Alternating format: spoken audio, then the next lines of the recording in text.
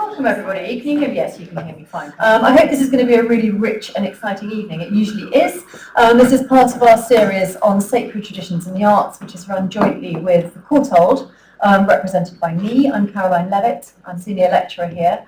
It's our tradition with these events to have two speakers who respond in some way to each other, and I'm really excited about the way that that's going to work this evening.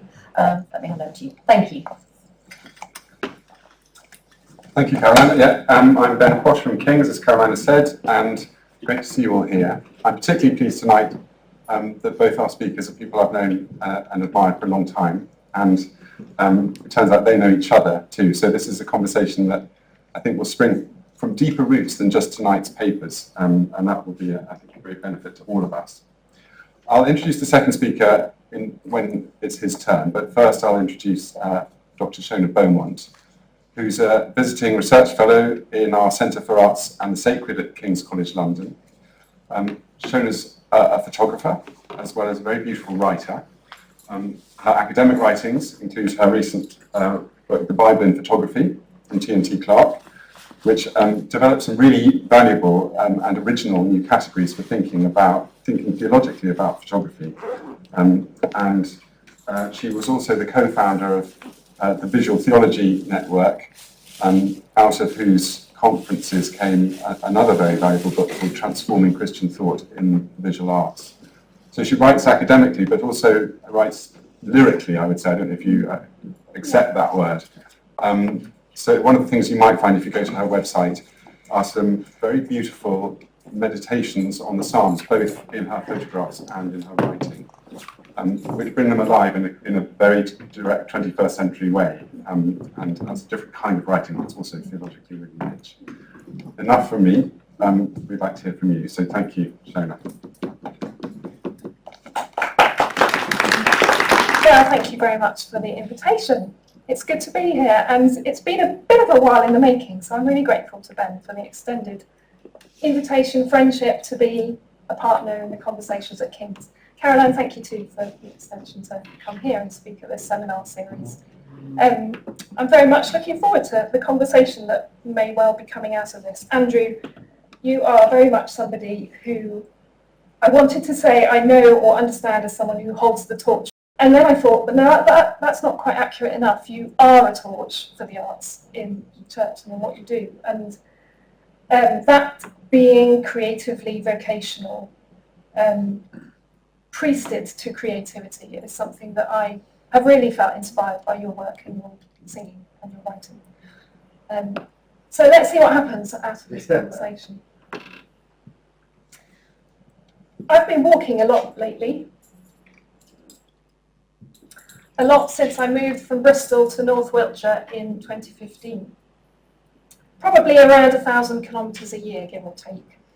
And always within 10 kilometres of the Bristol River Avon. So that's the map you're looking at, Bristol on the west side.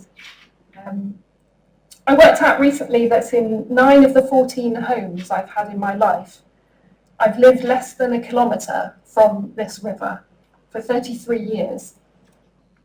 So it's not just a map to me. I've moved with it and I've grown with it. Bristol to begin with. I lived there for years. I did my geography GCSE and I did my art foundation course at UWE looking at the Avon Gorge and looking at the mud like Richard Long. Tidal Avon still has that lure for me, that idea of mudscape and path track. But since 2015 I've moved up to North Wiltshire, so that's the South Cotswolds on the top right of this image. Laycock to begin with, which is between Chippenham and Melksham, and then Sherstone to the west of Malmesbury, and now Milbourne to the east of Malmesbury. It's the Wiltshire countryside, it's the home of the Athelstan Pilgrim Way, which I'm going to tell you about. And my companionship with my dog, Gus, or Gustin, has laid a daily path in front of me, a looking, thinking, feeling, living path. A path where I've been taking photographs and cultivating attention, taking photographs serially, about 15,000 of them now, through seasons, weathers, cycles, time, tramping, getting muddy. So far, so map-like. This is our English landscape, this pocket of North Wiltshire. This is a lens on lowland insular Britain. something we culturally know and understand as our green and pleasant land.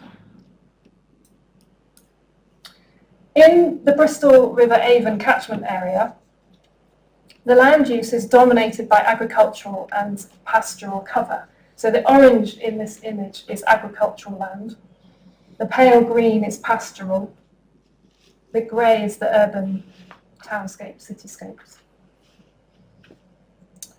I live up at the source end of the river in the lower Cotswolds, and up here, I say up in relative terms, we're only about 200 metres above sea level, so it's hardly mountainous, but it's rich and it's fertile, and around me there's barley, there's oat, linseed, rape, brassica, beans, pumpkins. I've photographed all of them. There's beef, poultry and sheep herds. There's also the Fossway and the Wessex archaeology. There's chocolate box villages, and there are mansion house retreats. There are garden centres and fetes. And of course there are also churches. So the Athelstan Pilgrim Way centred around location for a residency with the land, with the churches. Specifically 36 of them, making up 6 deaneries in this part of the Church of England's Bristol diocese. The APW has been set up over the previous 2 years by a church-led team, and it creates 100 miles, a collection of circuits between the churches around Bloomsbury. And this formation of pilgrimage, the sense of not just a given about the landscape, but of a purposing, and of an inhabiting, and of a repeating, and of a sustaining, that's where I want to take us this evening. It's where my walking and my image making have started to imagine the fullness of the English landscape as sacred, yes. Sacred in the sense of long-held consecration and luminosity and looking. Psalm 54. Surely the pine shiplap is my helper, out to maintain the light within. The attention thing that my recent walking is cultivating is also a particularly contemplative and constructive attention. Over time, my photographs have started to become more than diary, they've become devotion. You need to know that my photography has another map, and it's a psalter. So the psalter, the collection of the songs in the middle of the Bible, 150 of them. Since 2022, I've been reading one a week and taking it with me into my walking and looking.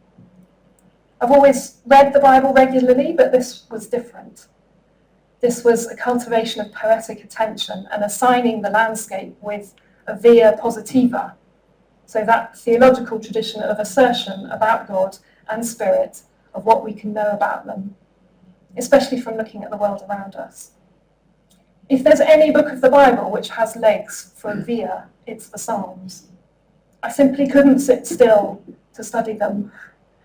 You have to speak, sing, breathe, walk, pray, memorize, live them. Sometimes I start a talk about my work by saying, I'm trying to be a psalm.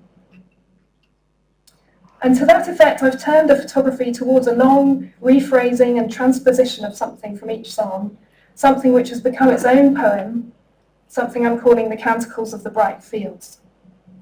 Let me give you the opener and the closer.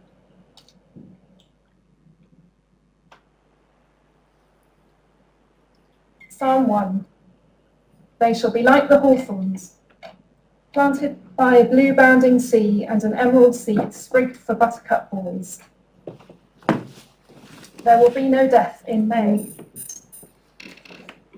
And so from Psalm 1, I go on to tell a story in the form of a petition-like lyrical conversation with the green kingdom, where trees, fields, animals, weather, soils, farming, they're all witnesses to something transformative. And this locale, it's a holy hill. It starts at the top here with the hawthorn. There's ascent and descent written throughout the poem, actually based on an old Roman camp just outside Sherston. And I mark passage by the hawthorn at the top, and then at the end, to the willow at the bottom. And halfway up, if you can see through the split in the willow trunk, a holly oak, an evergreen oak. Psalm 150. And again they said, extol for us our mighty deeds, then you shall know the tree. And when the tree sets you free, you shall be seed indeed. My long-term project will be to produce the Canticles of the Bright Fields as an illuminated manuscript.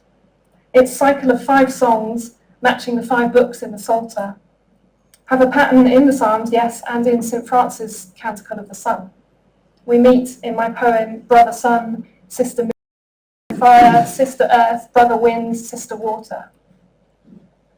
But it's in the photographs and the photographic that today I want to emphasise the paths and the lines of the sacred, because the photograph landscape has its own sacred inheritance, and thinking more reflectively about this and with the images can take us to places that reimagine the documentary and romantic views of the English countryside, that green and pleasant land, and perhaps to finding them more real and more alive, more generative of that wild fullness in the world today. So here's a fun fact for you Londoners. Once upon a time in England, in 1851, there was a great exhibition in London, the great exhibition of the works of industry of all nations. Nothing less than a global celebration of civilization and inventions. And in the front of the mammoth catalogue for that exhibition are the words of Psalm 24, verse 1. You can see it in the top of this image. The earth is the Lord's and all that therein is. Photography, barely 10 years old at the time, in some ways landed publicly and collectively with this psalm. Among the 700 photographs in the exhibition, and we're talking old-style daguerreotypes, colour types, stereoscopic prints, were landscape photographs by Roger Fenton, by Francis Frith, by French photographer Gustave Le Gray, prize-winning daguerreotype of the moon as well, by John Whipple and George Bond. Such images were held within an ideological framework that understood the true laws of nature, and I'm quoting Prince Albert now, true laws of nature to be the laws by which the Almighty governs his creation.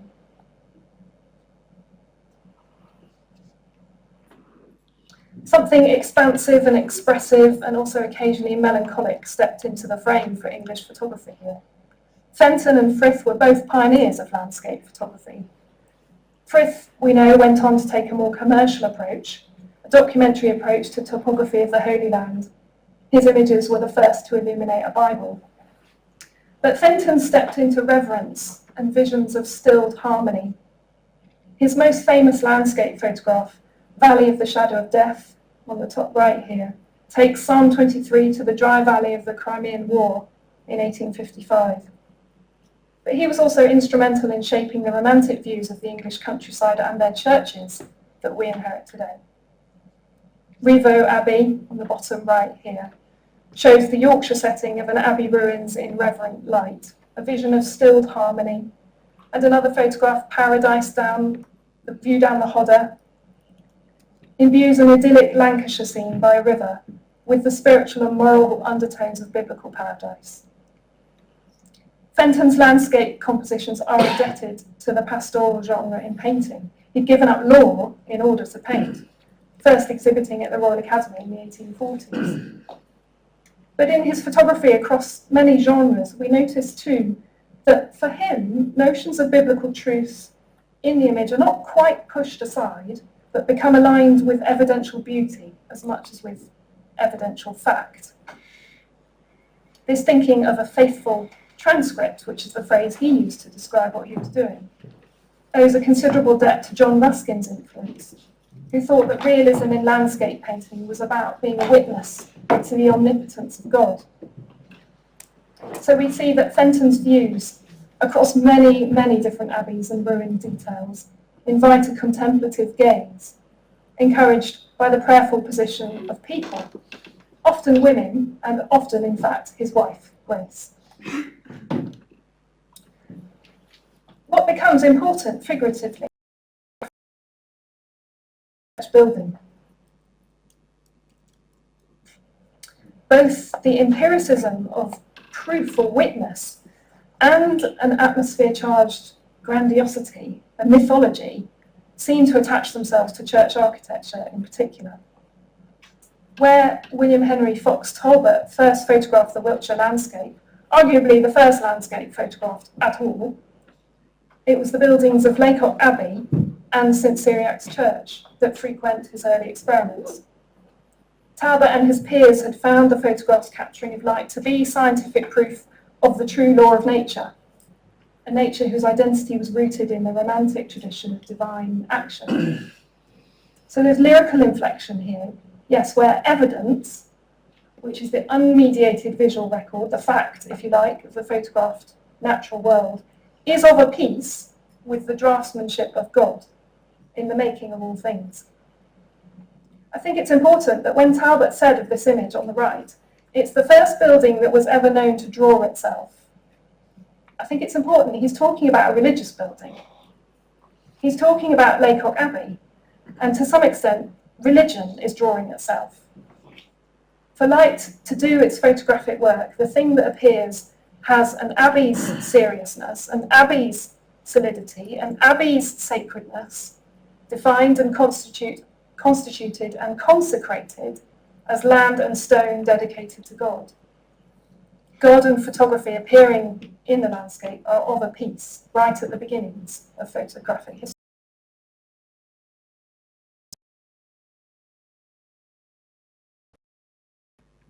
Later, the story changes. In mid-20th century England, photographs of churches dominated its image of itself after the war. Lacock was a chosen village, again, for a British Council-led propaganda leaflet called English Villages, which illuminates a resilient community life in the shadow of its central communal building, St Cyriac's.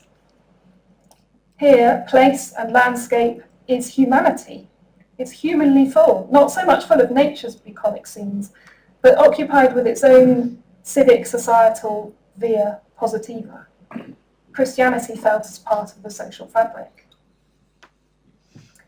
In passing, here I'll mention another project of mine called We Went to Church on Monday, which looks at this peopled landscape in Lacock where I lived as the vicar's wife for 5 years. It is very much a work in progress, a work which I've invited Andrew to write about, and which is giving me the stepping stones for completion. In the making of 40 diptych scenes which marry the published images of Lacock with my own socio-documentary approach to church life there. So perhaps if the beauty of English nature is on its own somewhat loosely pantheistic today, non-specifically sacred, perhaps too abstract, the photographic image is seen to secure historical and devotional indebtedness to Christianity, to its buildings, to the stone, to their ideas. And as landscape photography in this country continues to be linked to romanticism and neo-romanticism, it also, with its added proof-like hold on the real, on showing what's really there, photography is sticky with its stone-faced version of sacred vision and transcendence. It holds to a long-term depiction of the church as stone, as legacy, as fixed imprint of culture. Led rebuilding of England's image had its landscape artists, of course. It had those who continued looking at it in romantic terms, and they, importantly, maintained and developed overtly ecclesiastical leanings from Graham Sutherland to John Piper to Stanley Spencer. It's in Piper that the visual practice reached for photography's owning of the same, whilst also playing to the medium's documentary attention. His photographs do a considerable amount of heavy lifting when it comes to the wider cultural communication of what the English landscape stands for today, its heritage, its sites, and the religious valuation which still holds them in partnership. Photographically, what interests me about this mediatisation of England's sacred land is the long-term effect of black and white imagery in particular, the sense of standalone culture, a setting apart, a making sacred, literally. This has served the documentary impetus and, I'd argue, the romantic impetus very well. And it continues to do so at the behest of those for whom Photography itself is also serious and standalone culture. But my own projects, and I'm coming into land, so to speak, thinks this isn't all we can say about, photographically, about the sacredness of the English landscape.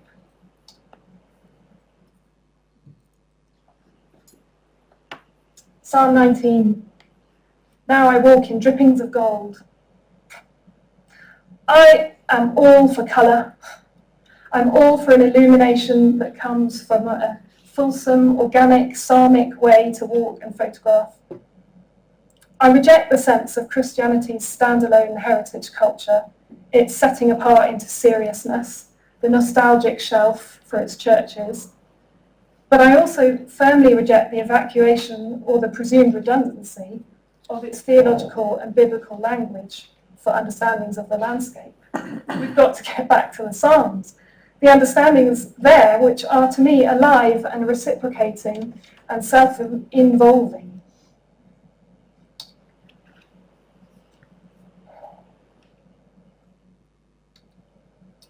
Psalm 104. We are joined hands and feet to orange star, in manifold witness of the one great creature-kind direction towards symbiosis. So I'm walking in order to integrate these understandings from the Psalms and from St. Francis into a via positiva.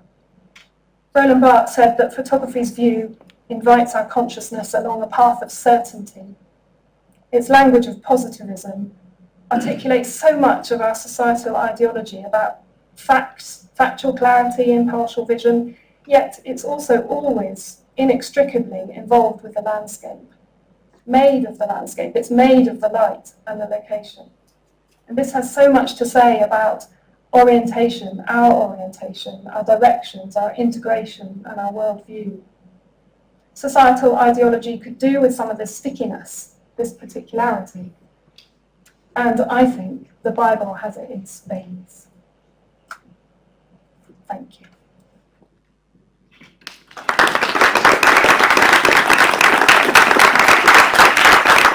Thank you very much, Sheona. Well, one of the things I lament, very many scholars left in it. Fortunately, there's Andrew Rumsey, who's our second speaker, who's the Bishop of Ramsbury in Wiltshire. He did his doctorate at King's College London. There's a theme emerging, I think, tonight, our speakers. Out of that doctoral work, he wrote a book called Parish, an Anglican Theology, another wonderful book called English Grounds, a spiritual journal. Have I got the subtitle right? A pastoral journal. Andrew reflects, I think, very interestingly and in a way that's not the conventional sort of quasi-sacramental form that many Anglican theologians have thought about parish and place. He thinks in quite original ways about it and brings very distinctive insights to it. But his ministry now is deeply rooted, having had a pastor here in South London, is very deeply rooted in Wiltshire, the same place that Sheona captures with her photographs and writes about. And so we've got the beginnings of, I think, a really interesting exchange, and I'll hand over to you to take it on.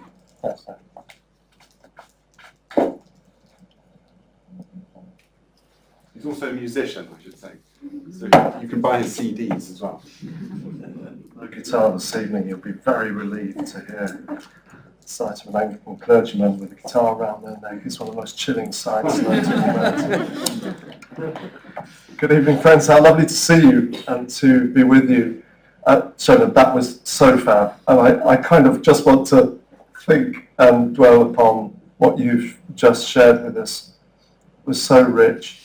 And I've enjoyed our encounters hitherto, and looking forward to that continuing this evening.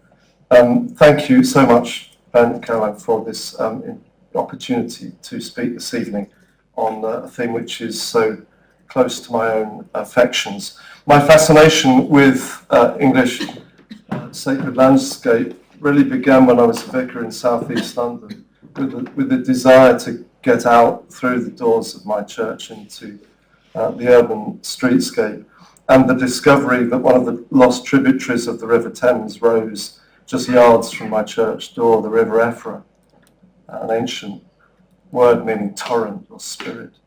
And you could hear it gurgle under the manhole covers and drainage covers on Gypsy Hill where I worked. And I began to imagine it, to try and map it. It was culverted over by practical Victorians and ran underneath Brixton and Stockwell out into the Thames at Vauxhall by the MI5 building. And I formed a band that played. We tried to play on every pub we could find within, as close as we could to the course of the Effra, and went on this kind of haphazard tour of the river. It became a metaphor for a kind of the interruption of the natural landscape into the human geography of South London. And then, kind of paradoxically, when we moved out to Wiltshire 7 years ago, I was invited, as well as having responsibility for several hundred historic churches in Wiltshire, to become the Church of England's national lead for church buildings and cathedrals, which I do part of the week. And having spent most of my academic life trying to discover what kind of impact upon place and neighbourhood the church had had outside the walls, without really much interest in church architecture, suddenly I found myself as an apologist and enthusiast for the church's own built heritage, and now find myself to be passionately advocating for that, and do so very willingly. So in this paper, I will draw on all of that, my professional experience and research interest in the Anglican parish church, homing in especially on its role in place formation, both imaginative and practical, and in shaping perceptions of the English countryside for better and for worse. And in answering that, I'll take as a given the fact that church denotes both built heritage and religious community. Handily, we have in English one word bringing the two meanings together, a body of people and a building of stone, usually. A conflation that ecclesiastical institutions sometimes find problematic, but which I think is a key to understanding its social imaginary. And while I'm not a visual artist, I'd like to home in on one work of art as a focus for my reflections in the next few minutes. And it's a painting that you may well be familiar with, Samuel Palmer's 1830 painting, Coming from Evening Church. This is a picture I love, not least because it presents a unified vision of what might otherwise be held apart: nature and architecture, inside and outside, the ordinary and the holy. The church is almost indistinguishable from the trees and the hills. Ivy-clad, its spire is a slender stem amid the moonlit wood, as ethereal worshippers process from evensong into the foreground. It's part of the landscape. It's almost the landscape feature, an extrusion of the rock and wood. Richard Jefferies wrote that nature has a way of throwing over our buildings something of the cloak of its own antiquity, drawing them into itself, and that appears here. As with Stanley Spencer's Resurrection at Cookham a century later, eternity kind of spills out into time here as worshippers, the body of Christ, overflow into the surrounding landscape. 2 points I want to draw from this painting, or use this painting to illustrate. One broadly about space, and the other about time. The first of them is what I'm calling the sacramental countryside. In doing this, in blending eternity and time, I think it throws into relief perhaps the most basic theological question namely the connection or the meeting place between natural and divine life, time and eternity, earth and heaven. Can this be contained or concentrated in particular times and places and people? The person of Christ, the accidents of bread and wine, for example, or is it dispersed across the whole of nature, as Blake says? Should we arise and drink our bliss because all that lives is holy? This inevitably becomes the question at the heart of ecclesiastical architecture. First asked, of course, by King Solomon at the dedication of the first Jerusalem temple. But will God indeed dwell on earth, he asks. This is in the first book of Kings. But will God indeed dwell on earth? Even heaven and the highest heaven can't contain you, much less this house that I have built. And it's posed again 3 millennia later by John Ruskin when reflecting on the story of Jacob's ladder in Genesis 28, whether sacredness, whether God's presence in the creation is a concentrated thing, particularized thing, or whether whether the whole is hallowed. There's this lovely passage. I wanted to bring the whole book because it's a gorgeous old book, but I didn't have space for it in my briefcase. I've just got a copy of it. But Ruskin writes this: I have seen over the doors of many churches the legend actually carved, "This is the house of God, and this is the gate of heaven." To cross a wild hill desert, just as if one of your own children had to cross the wolds to visit an uncle at Carlisle. And the second or third day, he finds himself somewhere between Hawes and Brough, in the midst of the moors at sunset. It's stony ground and boggy. He can't go 1 foot further that night. Down he goes to sleep on one side, where best he may, gathering a few of the stones together to put under his head. So wild the place is, he can't get anything but stones. And there, lying under the broad night, he has a dream, like Jacob. And he sees a ladder set up on the earth, and the top reaches to heaven, and the angels of God are seen ascending and descending upon it. And he wakes out of his sleep and says, how dreadful is this place? Surely this is none other than the house of God. This is the gate of heaven. This place, Ruskin says, this place, not this church, not this city, not this stone even, which he puts up for memorial. This piece of flint on which his head was laid, this place, this windy slope of hillside, this moorland hollow, torrent-bitten, snow-blighted, this any place where God lets down the ladder. Isn't that a great phrase? Any place where God lets down the ladder. In the English rural context, the historic presence of the church building in the landscape served to annex or accrue sacred space into God's acre, the traditional name for the church and churchyard footprint.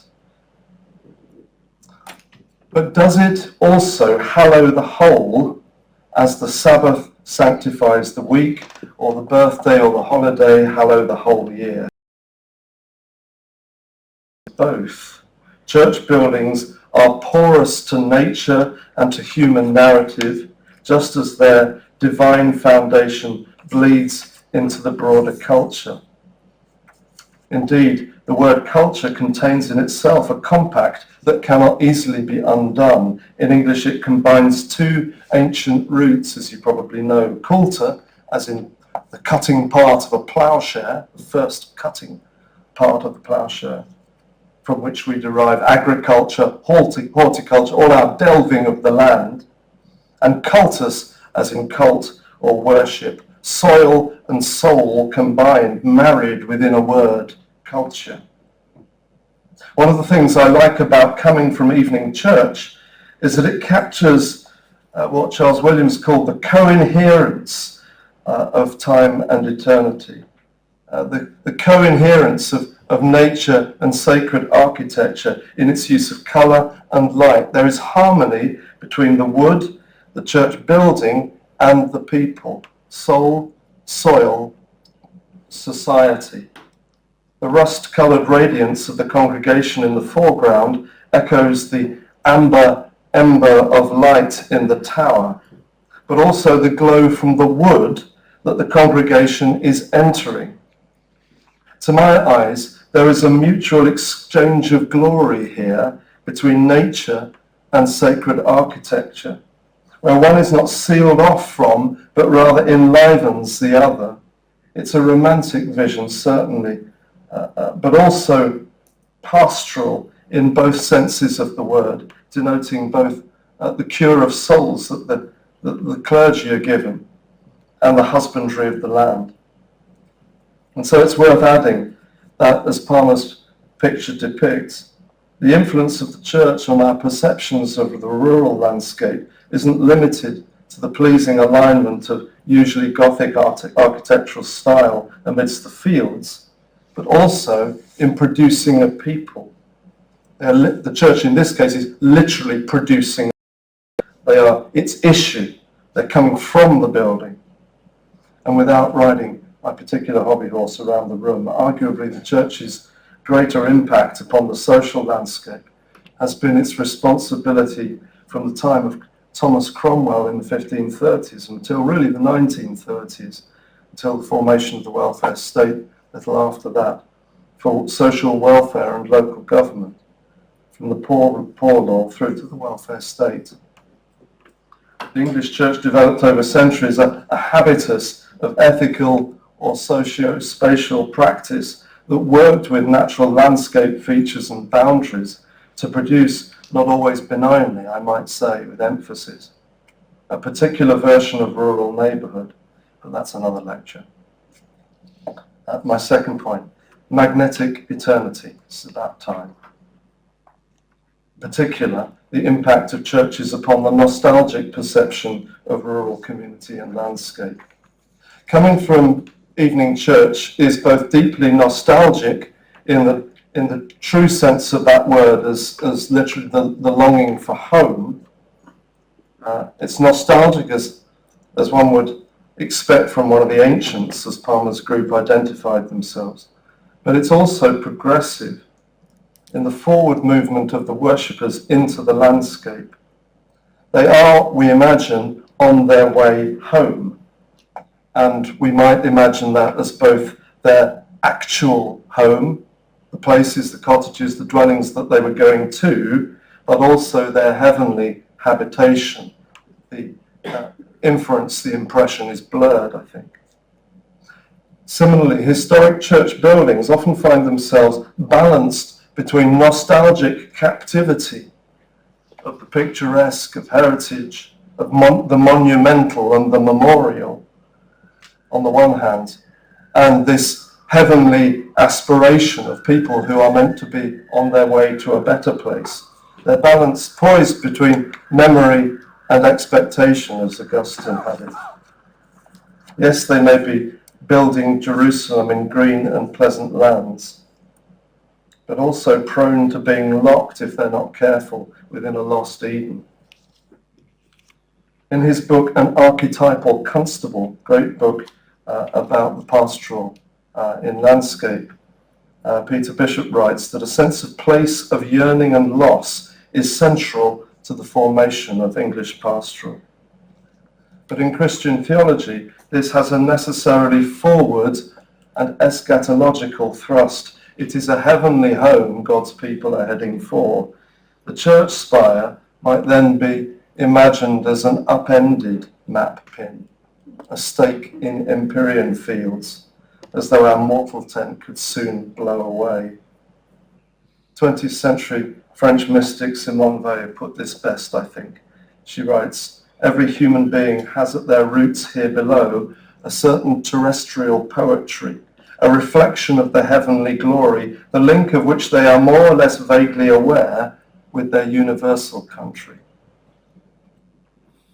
Church buildings are constantly tugged back in time, having an almost supernatural knack for preserving the life of everyday things planted within them, regardless of that item's worth or holiness. Priceless vernacular art or old hoovers, believe me. however mundane, objects placed within churches obtain a kind of sanctuary that prevents their easy removal in a way that can be both hilarious and maddening to those wielding a new broom. Their new broom will, I assure you, if placed in the vestry, still be there in 50 years' time. Yet this facility for preservation is, I have come to realise, simply a byproduct of something more meaningful and mysterious at play, namely that church buildings are rehearsing for eternity. They're playing with timelessness. And however obscure or eccentric it might appear to the modern mind, the primary pursuit of these places is worship of an invisible God held to dwell both in earth and heaven. Consequently, the church's liturgy, its worship, deliberately blurs the imaginative boundaries of time and space, offering up everyday things, bread and wine not least, that they might be effectual signs of a divine life in our midst. As an apologist for church buildings to the heritage sector and government in other places, it can be tempting for me to play this down and emphasise only the secular or human narrative that weaves so closely into Christian ritual. But I've come to realise that serves and satisfies no one. Their sacredness is key, of course. Their founding purpose is key, of course, to their appeal, their weirdness, the way they provoke and attract curiosity in the present time. This conviction, rightly or mistakenly, that the Christian community is on its way to a better place has not only shaped modern notions of progress, of course, but also offers a symbolic counterpoint that resists the sometimes reactionary and rather hopeless captivity offered by rural or pastoral nostalgia. The church, if anything, should be nostalgic for what lies ahead, magnetised by eternity. It should be seeking a lost or imagined village, not of the past, but of the future. The Holy Ghost is a wraith from hereafter, the haunting of heaven, a breath of life in the face of death. I must conclude, but the balance I've tried to express, and which I think churches express between the captivity or the liberation of sacred space and time and eternity, are not merely niche or esoteric interest, but touch upon the most pressing political issues of our day. Goodness me, look at the headlines at the moment. For they raise questions of narrative and local belonging, and whether our idols inevitably become idols, and whether Christian heritage becomes annexed as a means of oppression and exclusion, ungenerous protection, or it can be open for those for whom they might have oppressed or excluded. So many issues at the moment around the possession of the land. As the recent work of Rennie Choi and others indicates, contesting just who can access this heritage, who can inherit the land, is by no means at odds with our devotion to it or our protection of it.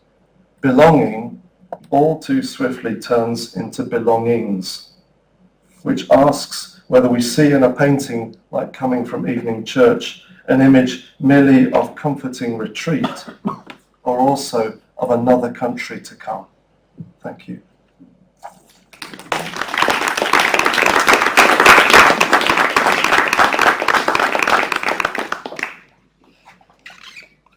Thank you so much. We invite both speakers to come and join at the table at the front, so do come and find a seat. And then they're going to respond to each other initially. So do keep your questions in mind, and there'll be a moment to come to those as well. Thank you. So let's just turn this on. There we go. I think that's on. So Sheona and Andrew have prepared some images to sort of pose to each other in a way. And I'm interested to see where that conversation goes initially, and I'm aware that we haven't got anything to move them on with, so I'll just get the remote. There we go. And I think the first image that we have is Sheona's. Is that correct? Let's have a look. There we are. Do you want to? I'll let you go for it rather than trying to explain anything. Thank you. By way of setting the stall out, if you like, I've longed, and I work best creatively when I get a challenge from someone else who's thinking along similar lines about the subjects I'm thinking about. So I put this question to Andrew.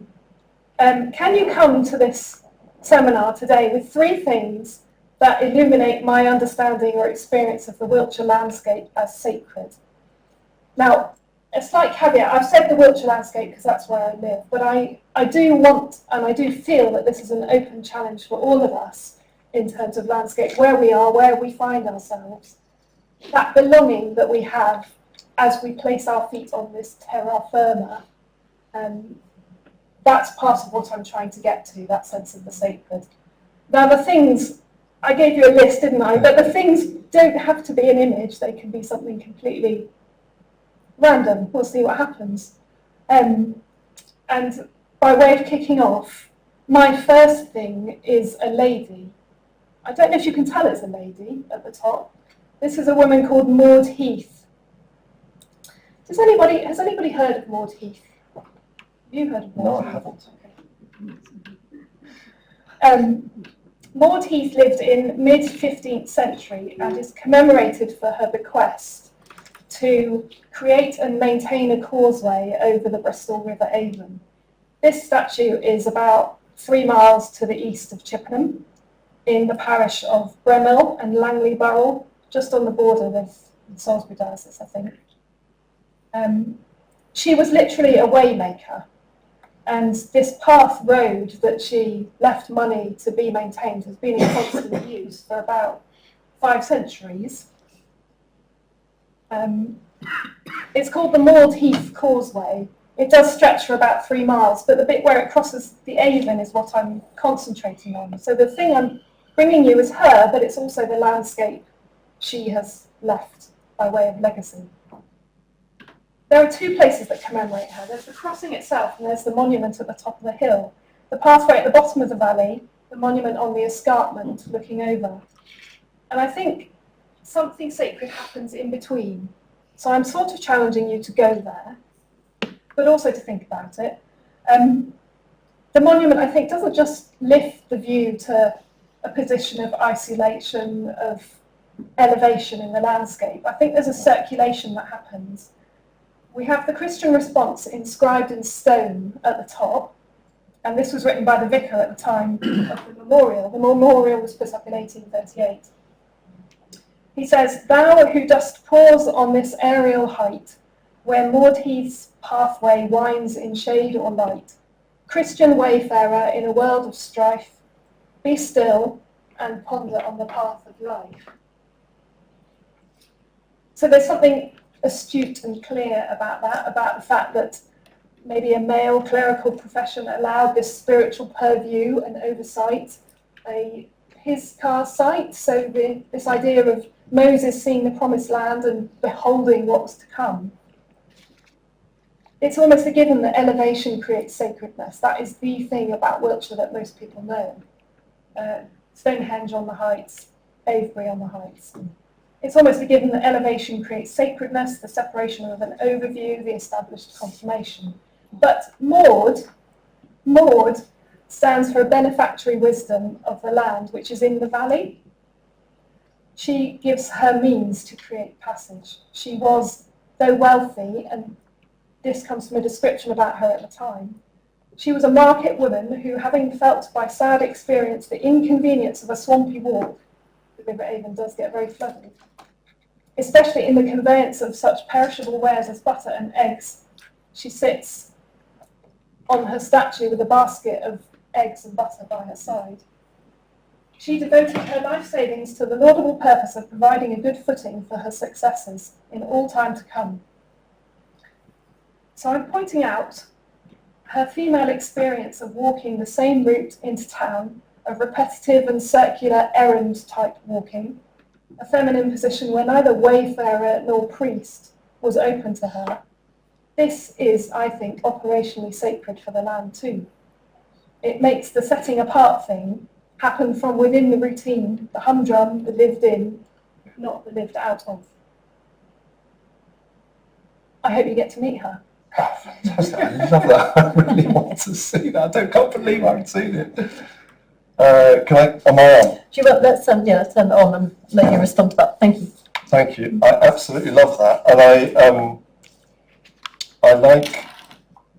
I'm very interested in the way in which desire lines and habits of everyday practice form place and boundary, and our exercises of power likewise, and the construction of boundary and root has always been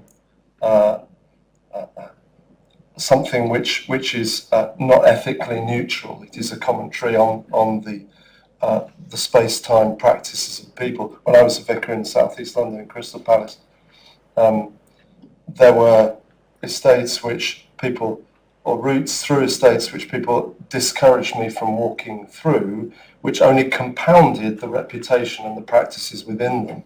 And so I knew that this is a classic kind of psychogeographical thing, isn't it? That where you walk is a political act. So of course, those were the very places we wanted to walk, where we wanted to pray, where we wanted to engage in communal activity and look at what are the issues of local justice here. So it immediately makes me think of that in a very different context. I'm going to take you by way of riposte, Sheona, to not the Big Belly Oak Festival. I'm going to go out of order. Sorry about that, actually. To another, because this is an image from another route, and it's from the Ridgeway, which is like the Neolithic M4 running from the Chilterns and through Wiltshire. And it ends up at the what's called the Avebury World Heritage Site, as many of you will know, which is just near my home, where I walk the dog most days. And I think one of the things that Avebury offers as a counterpart to Stonehenge, which is about half an hour away, is this the tendency, both in sacred architecture and the heritage industry, to extract historic sites from the common usage, from the ability to touch and hold and walk and alter, in order to venerate and particularize. And of course, when I was a boy in the 70s, we could touch Stonehenge and we can't now. Used to be able to climb up Silbury Hill, which is just over the hill from here. You cannot now. You can still touch and embrace the Avebury stones. And one of the lovely things about this is a stone called the polissoir. And this is essentially a Stone Age heel bar or service station just to the side of the Ridgeway. So at the end of the Ridgeway, where travellers would have been coming to the ritual site at the Avebury Stone Circle, where that tree is there, that's where the Ridgeway runs along the top. And this is quite a well-known stone, a flat stone about this big. But what is extraordinary to me about this stone, and what it speaks to me of, is the interruption of the deep and ancient past into the present.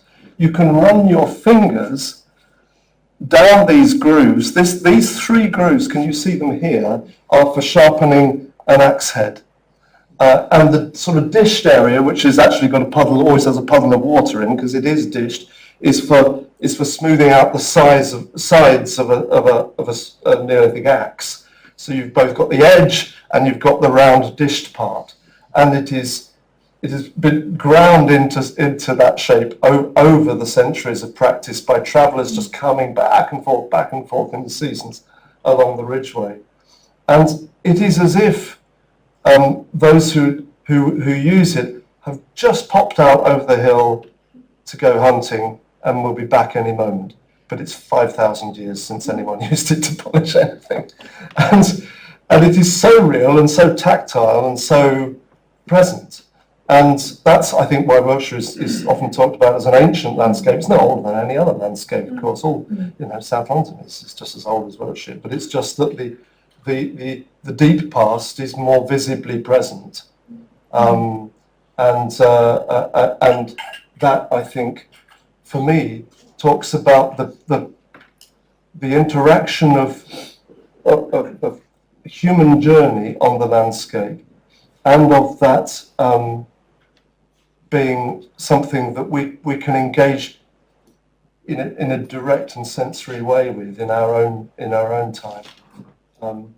And it just felt to me like a counterpoint to what you were saying about Maud's own journeys. Can I ask a Where question? to now? Can I ask a question by way of response? Yeah.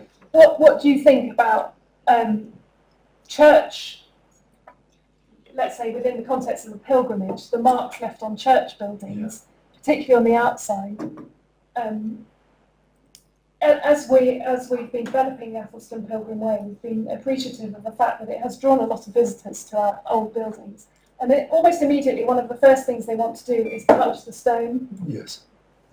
I've watched people walk round a tiny little rural church with nothing particularly Pevsner-esque to talk to feature visually as such, but to feel it is different. To feel it is a connection in a different way. I wonder, do you think the marks left by pilgrims on the walls of churches have a different quality in the sense of the heritage of Christianity in that culture? Is there still that sense of human communal livingness that becomes part of that? Is it another layer, a spiritual layer of clothing, or there's something more innate going on in those mark-making practices? I think it's the same instinct although this has a particular practical purpose, but some of the other marks and the other stones, although we don't understand it, can't really read them, potentially perhaps have a more ritual significance. And I think that the instinct to touch stone, to make marks upon it, is a common one, but of course, like our journeys, it's not ethically or morally neutral. It arises out of a narrative, as you know. So, and I think that the way in which the stones are imprinted by pilgrims,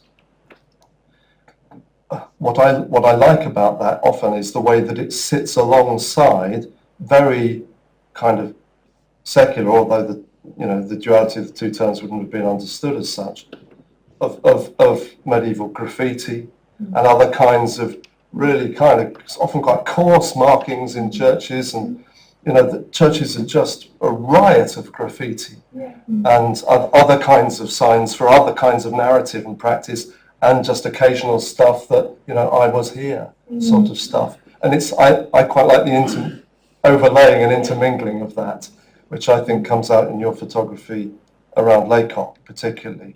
The overlaying of kind of everyday random marks with deeply kind of intentional, meaningful ones at the same time. Can I put you in the position of asking whether you've ever graffitied a church? I have. Fantastic. No, I haven't. Something to try that. I wonder if I can just interject, just from the kind of the art historian angle in a way. There's a lot here about, I think in both of your papers and in these two particular images, which really do speak very well to each other, I think in terms of way making, in terms of materiality and immateriality. And you so eloquently talked about the relationship between the monument and aspiration, and the kind of the tension that we find there, and also nostalgia. And I'm interested, this might have been purely accidental. You've shown us a colour photograph, and you've shown us a black and white photograph. And you talked about the way that black and white photography creates this kind of standalone or set apart kind of effect. So there's a lot going on here in terms of the materials that are being used, and that really appeals to me, I think, as an art historian. I was particularly interested in that idea of kind of blurring the boundaries between time and space and setting apart. And you talked about Wiltshire as being a kind of an ancient landscape, and as you point out, it's no more ancient than anywhere else. But in some ways, it's that material intervention that makes us aware of its ancientness, isn't it? And I wonder, when you practice photography, Sheona, if you think about that as a kind of haptic experience, whether that is something that is physical. You also talked about the way that the building or the light draws that that image for itself, as it were. And so in some ways your intervention is an immaterial one. Are there accidents that take place on the camera lens that create a kind of material presence of something that is perhaps immaterial and unexpected? Is that another aspect of the way in which you see photography as a potential sacred medium? Is a medium itself sacred or not? But the photograph, what is the entity that you're working with? Is it the material photograph that is printed? We're seeing them as digital images here. I don't know if there's anything you want to say to kind of speak into some of that. I know there's quite a lot there in a way, but oh, there's lots there. That's good. In terms of the photographic practices themselves, I do feel like I work with colour palettes for each one. So this one has a green colour palette, and my sense of what the manuscript is going to be like in printed form will be earth tones of greens, particular Winsor and Newton type colours that I've been looking at. In terms literally of where the colour and the substance comes from by ink on the paper, I'm really interested in the grass, the hawthorn leaf, the roots powder of particular ochres, all sorts of geological details that will actually physically bear out the colour. So there's something material about colour in that sense rather than immaterial. It's a bit different for the We Went to Church on Monday project, because for me that's a colour palette of the liturgy, the colours of the season of the year. So going from Pentecostal red to ordinary time green to Lenten purple and Christ the King white. I'm deliberately scoping out possibly more of a spiritual line in the way that you were talking about colours, or immaterial level. Interestingly, I think for me that the black and white question isn't answered yet. I still want to explore what that is. What is that still doing in our culture of serious photography? In my illuminated manuscript, I somewhat feel that the place of the text and the letters and the words will have some of the connotations of black and white seriousness that a photographic image in that way would. That literally black ink made from oak galls will be the substance of the earth in that particular product. The whole transition from working digitally to working materially, I think that's what this residency is going to be about, because everything else is germinated conceptually and internally up till now. That's really fascinating, and the idea that the black and the white becomes the seriousness and the text kind of takes the place of that. And oak gall ink is the ink that we use for legal documents, right? Exactly. Yeah. So suddenly, in a sense, Parish registers. Parish registers. Yeah, absolutely. All of these sort of human markers that you've been talking about, in a way, things that perhaps can be nostalgic because they will last for a long time. And I think that word nostalgia is really interesting as well. And you're right, there's a really funny relationship to black and white, isn't there? Because the tipping point between something being sort of modern and set apart in the way that it appears because of its sort of, I don't know, its seriousness in terms of black and white versus the nostalgia of the photograph that you can look back endearingly and smile at because it seems to belong to something of an earlier period. And all those things seem to be embedded in that choice of colour. That's really fascinating. Can I ask you a question, Sheona? Yeah.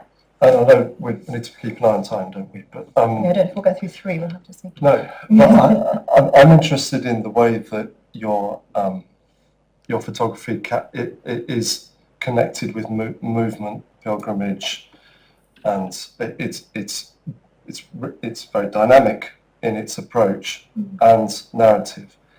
And I'm interested in the way, partly in the way in which photography, kind of along with mapping and other kind of forms of demarcation of space and time, capturing of space and time, took place in ways that, from the first kind of landscape, the square that you use to make it, that is a cropped kind of framed scene that we like, and therefore we've got it. I'd love to just hear a little bit, maybe see an image that might evoke the tension between the the capturing of moments of glory, and the impossibility of doing that, and the dynamism that is reflected within it. Does that make sense? Yeah, absolutely. A lot of the practice as I'm continuing to work with it, is that the images are serial. I can't get away from the fact that the images are serial. So the moment I say to myself, okay, I'm going to write about this image for this particular blog piece or poem or chapter heading, I'm almost immediately wanting to introduce another one to say, and this is what I took a photograph of afterwards, or and this is the landscape at a different time of year when I went back to the same spot and took the photograph again. Or when I just want to put it on a page next to another one. So the framing thing is constantly in relation to another image, always. And I'm starting to think, again, with the materialisation of the ideas, that the illuminated manuscripts, they'll have to talk to each other. The facing pages will have a conversation. They'll be linked by a mapping exercise. So I'm incorporating OS survey grid lines as part of the overall landscape. But the diptycness of an image that talks to another image, I've spotted it throughout my work, right from the get-go. I haven't got an example with me, but I think that's what will emerge in terms of my photography. And along those lines, lenticular photography is something that particularly excites me on that front, where with the display of a particular lens in front of a sequence of images, you can create the illusion of moving past something. Or you can have a three-dimensional optical illusion effect where you've taken a series of pictures around an object, you've spliced them together in particular software with a particular lens, and you can create the illusion of depth. So again, there's a sort of reaching for this spreading, broken up, optical fantasy. Yeah. That's fascinating. I think there's a lot of conversations we can have about mapping and the relationship between grid lines and photographs and the framing and the composition. That's really fascinating. I wonder if at this moment we should probably open up to some questions from the audience, if that's all right. And then I'm sure some of this will come back over drinks and things as well. Just here. Thank you. I think there's a microphone to come around. Is that right? Thank you. Could I raise two elements of nature that I'm sure we've all experienced, and that may be sort of the conflation of the natural and the supernatural and the divine. Mainly when you're on your walks, for example, the feeling at times of the wind, and I think I'm right in saying that the one of the words for wind in the Old Testament, I'm not sure I'm pronouncing it correctly, ruach, is the Spirit of God, and also in terms of the symbolism of sunlight and the sun and the power of the light over darkness. I think that must be very powerful in some of your photographs, the places you see. Of course, in churches we experience sunlight coming through some of the windows and so on at particular points and so on. And that can also link into music and even popular music. And I don't know whether you've sort of played on your guitar blowing in the wind, which I think is inspired, that idyll and inspired by that idea, the spirit being the wind. And also, of course, Here Comes the Sun by Harrison, who is also a very spiritual man. Okay. Can I go first? Yeah.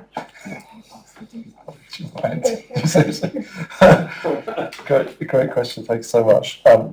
Very briefly, yes. I was speaking to a friend last week who, for his own doctoral project, he's a musician, used the sunlight coming through stained glass in a church to trigger certain electronic pulses that played the church organ. And so the changing patterns, it was an installation in the historic church, so the changing patterns of the sunlight in the church composed and performed live this ongoing piece because of, and there was the interaction of the elements in it. And certainly, I mean, I record in church buildings, so my last 3 records have been recorded within church buildings deliberately to capture a day in an English country church with birdsong, the noise of bees, the interruptions of nature, church wardens' keys, if anybody, ambient noise being part of that, because the stones themselves have soaked up so much music over the years that I kind of fancifully think that if you had a strong enough microphone, you could actually pick up the receding signal of all those who've sung there. So when you record on a screen, you have the wave goes down like that as it gets quieter and quieter and quieter. So, but actually, the more sensitive your microphone is, the longer that receding signal goes. And I just think that could just go on and on, because for a millennium, very often these places have been sung in, and therefore there's a deep musicality to the stonework and the interaction of the elements with that. So I find that deeply fascinating. I could talk much more about it. I'll bring up something that ties into what you were saying. You want a glimpse of how to get the sacred in the landscape. There's an app for that, is what I thought. The Ephemeris app about the sun and the moon's position, about the effect of light on photography. So there are loads of photography apps people use for this sort of thing, but this one gives positions of the sun and the moon, the golden hour and the blue hour, times of day. I'm not receiving a commission for this, by the way. Thinking about the elements, brother, sun, sister, moon, I know that they occupy a kind of headline position and something which is astronomical, but it's consumed thinking and metaphysical thinking about our planetary position for centuries. Humans are constantly looking to the skies and assessing our reach. But I think the axis of data set here, what you can know about the sun, is about rhythm and reflexivity too. So for me, the app is helpful for placing me kinesthetically in the landscape. It helps me recognise my placedness with brother, sun and sister moon as family relations. Okay, so they're my brothers and sisters. It's that bigger sense of I'm immersed in this thing that I'm looking at. We belong to each other. I'm rotating and the world is taking me for a ride. So yeah, that was one of the things I was going to tell you. Thank you. Brilliant, thank you. I think we've got another question down here and then one up there. Thank you. Thank you so much for your presentation, really impressive and include a lot of information. Dr. Beaumont, I just want to know how do you position your practice, your practice? Is it part of integrated part of your daily life, just like pray, go to church, pilgrimage, or you position yourself as kind of a modern icon painter? And in this kind of a context of a modern secular world, in the Middle Age or if you want to express in your new concept, you have to borrow some patterns or story from Bible on some ancient mythologies. But in nowadays, you have to using other way to expressing. You don't need to borrow the image or pattern from holy art. So can you explain that? Great question. Yeah, thank you for the question. I believe quite a lot that where you end up living, as you can tell, is something that shapes, is a formational thing for who you are. I've just moved onto a road called Monk's Park, and I think my room is a scriptorium. And that when I go in there in the morning, after the kids have gone out the house, I can't work when the kids are in the house. My life is very much two-way between being the mum and being the monk. So the routine, the sense of ritual and routine comes with that place. And then in terms of the landscape, again, it's routine related, but my dog will start telling me it's time to go out at about 12 o'clock and will come to my door and expect me to leave. And so this moment of the interior stillness then has to be taken outside and processed and laid out is very much a routine and a setting apart and being sacred in that particular moment for that particular time. So I think we all cultivate rituals like that, don't we, really? It's just the extent to which you give it your attention. Yeah. Yeah, thank you. There's a fascinating relationship there between ritual and routine, isn't there, which we can probably delve into a bit more. But let's have one more question from the back, and then we may move to drinks. Thank you.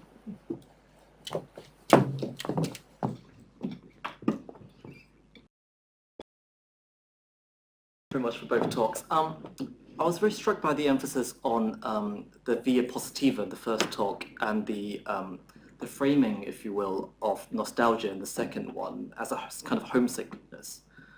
And I take it that we're homesick because we're not at home. And if God is our home, we're not with God.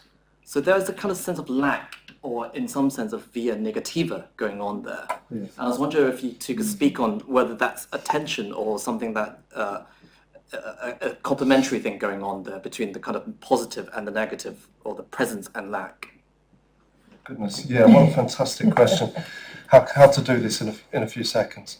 Yeah, absolutely. And I think in terms of in every day trying to manage the Church of England, I come up against this constantly, because it's what I was trying to say about belonging and belongings. There's always a tendency to possess what we love, and where we have found we belong, it becomes ours. You know, my pew, this is mine because I have found meaning here. And what Christian theology is constantly trying to do is to make us restless for eternity, for a place yet to come. And so there's always, and that's written into the idea, without going into this, of the word parish, kind of archetypal belonging word. Parochial basically means kind of small-minded, drawbridge up, my little place. But in origin, Christians adopted it from the Roman Empire because it actually means the community of non-belongers, the people who are not citizens. They were the sojourners, they were the resident aliens, they were the refugee, they were the paroikia, par oikos, beyond the household. They didn't belong.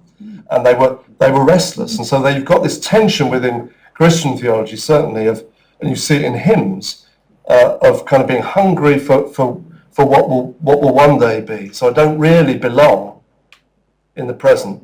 And yet, the goodness of the earth, and the earth as the realm and the theatre of God's glory, because this is where Christ lived, this is the creation, this is good. God can only be found in here, not going to be found in any other dimension.